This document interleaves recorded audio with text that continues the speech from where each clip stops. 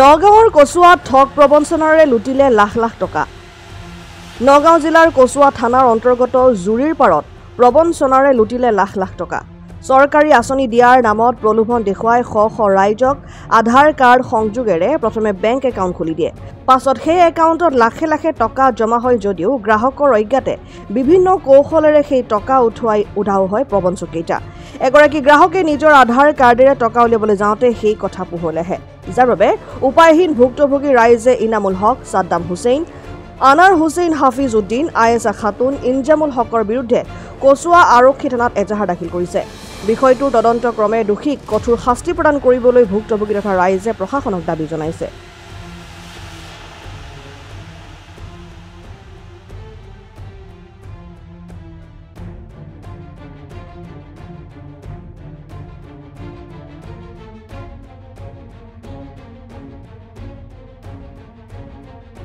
ঘটনাটো হৈছে আমাৰ এতিয়া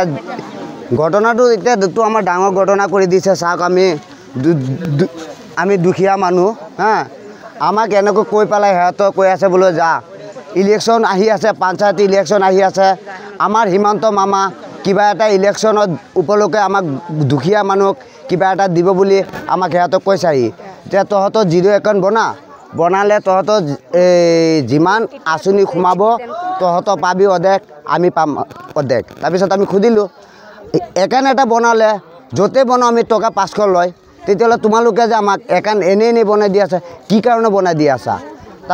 তাৰপিছত সিহঁতক ক'লে, শুনক, আমি টকা 500 খৰচ কৰি আমি বনাই দি আছোঁ, সেইটো কাৰণে আপোনালোকে আধা পাব, আধা আমি পাম, সেইটো কাৰণে আমি আপোনালোকক আহিছোঁ একাউণ্টটো কৰি। তাৰপিছত আমি গৈ পেলাই চাইছোঁ, আমাৰ এটা একাউণ্টত 3 লাখ, 6 লাখ, 2 লাখ, 2.5 লাখ, 5 লাখ এনেকৈ কৰি আমাৰ গোটেইকেইটা একাউণ্টত আমাৰ লোন উঠাই থৈ দিছে। উঠাই থোৱাৰ পিছত কালি আমি এইটো তদন্ত কৰি পেলাই তাৰপিছত আমি থানাত গ'লোঁ। থানাত গৈ পেলাই এজাহাৰ দিলোঁ। আমি OC ছাৰক এতিয়াও আমি কৈ আছোঁ, অনুৰোধ কৰি আছোঁ OC ছাৰক, এইটো কাৰণে OC ছাৰে এনেকৈ আমাক হেৰি কৰিব লাগে। টকাকেইটা সিহঁতে উঠাই দিলে। আমি টকাকেইটা আমি গৈ পেলাই আমি চাইছোঁ টকাকেইটা আছে, আমি যাওঁতে সিহঁতৰ পইচাকেইটা উঠাই দিছে। 1 টকা আৰু একাউণ্টত নাই, একাউণ্টকেইটা লগাই দিছে সিহঁতক। তেওঁলোকে কেনেকৈ উঠাইছে, মানুহক আহি পেলাই মাইকী মানুহবিলাক কৈছে যে এবাৰৰ ফিংগাৰ 3 বাৰ লৈছে বোলো, এইটো হোৱা নাই, আৰু এবাৰ দিয়ক, কিবা এটা নেটৱৰ্কৰ কাৰণে, কিবা এটা হেৰিৰ কাৰণে হোৱা নাই, আৰু এবাৰ দিয়ক।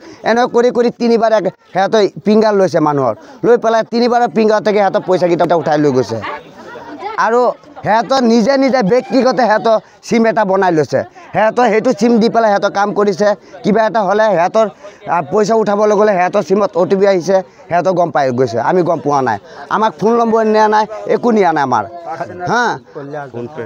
সিহঁতৰ ফোনপে' নে কেনেকৈ পইচা উঠাইছে এইটো আমি ভালকৈ নাজানো, কিন্তু সিহঁতে ক'ব পাৰিব। সেইটো কাৰণে মই কৈ আছোঁ, আমাৰ মুখ্যমন্ত্ৰী আমাৰ হিমন্ত মামাক কঠোৰ কৰি আমি দুখীয়া মানুহ আমি অনুৰোধ কৰি জনাই আছোঁ যে আমাৰ হিমন্ত মামা এইটো যে আমাৰ সোনকালে এইটো ব্যৱস্থা কি কৰিব লাগে, হিমন্ত মামাক আমি আপোনাক কৰিছোঁ, অনুৰোধ কৰি আছোঁ, যোৰহাটে আমি অনুৰোধ কৰিছোঁ এইটো হিমন্ত মামা। আৰু এটা কথা, কালি আমি এজাহাৰ থানাত দি অহাৰ পিছত আমাক এনেকৈ হুমকি দি আছে, আমাৰ ওপৰত কেছ কৰি আমাক উঠাই লৈ যাব, আৰু আমি য'তে থাকোঁ আমাক ৰাস্তা ঘাটে বা ক'ৰবাত পালে আমাক মাৰি পেলাই সিহঁতে এই ছাদ্দামৰ বাপেকে, এই মুনমহদৰ ল'ৰা এইকেইটা, এই ইনজামুল আৰু এইটো নামটো কি শ্বৰীফ, আহমদ, এইকেইটা মিলাই কৈ আছে আমাক য'তে পাব ত'তে সিহঁতৰ এইটো কাৰণে আমাক একশ্যন ল'ব। সেইটো কাৰণে আমি কৈ আছোঁ, আমি OC ছাৰক এইটো যে আমাক দুৰ্ভাগ্যটো যে আমি হ'ব নালাগে, সেইটো কাৰণে আমি কৈ আছোঁ OC ছাৰক কঠোৰ কৰি এইটো আমাক অৱস্থান কৰিব, আমাক কৰি পেলাই দেখাব লাগে যে এইটো আমি শুদ্ধ কৰি আছোঁ, শুদ্ধ আমাক দেখাব লাগে। আৰু এইটো আমি চাওঁ সিহঁতৰ কঠোৰ শাস্তি হ'ব লাগে, সেইটো শাস্তিৰ কাৰণে ৰাইজ আমি চবেই একতাত আছোঁ নাই। অভিযোগ এইটোৱেই যে দুখীয়া মানুহবিলাকৰ একাউণ্টত যে 7 লাখ, 8 লাখ, 10 লাখ টকা সোমাইছে, ছাদ্দামে যে সোমাইছে, ছাদ্দামৰ একাউণ্টটো কৰাই পেলাই যে ইমান টকা সোমাইছে, পিছত এইবিলাক টকা কোনে ভৰিব? যদি চৰকাৰে যদি কোনো তদন্ত লয় একাউণ্টৰ পৰা, পিছত আমিতো টকাটো পোৱা নাই, পিছত আমি টকাটো ক'ৰ পৰা দিম? দুখীয়া মানুহ ঘৰৰ, মানে দুখীয়া ল'ৰাৰ ঘৰৰ মানুহ আছে, কেইটামান বাটা কৰা মানুহ আছে। এইটো আপোনাৰ চৰকাৰী আঁচনি বুলি দিব বুলি কৈছিলে ছাদ্দাম হুছেইনে, ইমদাদুল হক। 40 মান 50 মান ওপৰত হ'ব একাউণ্ট।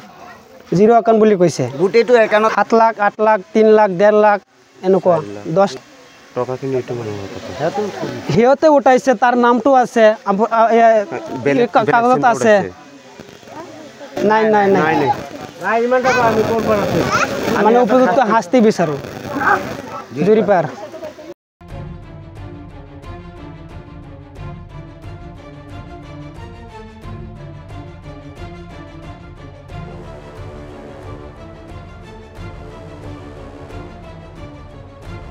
ভিডিঅ' জাৰ্নেলিষ্ট মৃণালৰ সহযোগত নগাঁৱৰ পৰা বিভূতিবাৰ ৰিপৰ্ট ডেমক্ৰেটিক আছাম।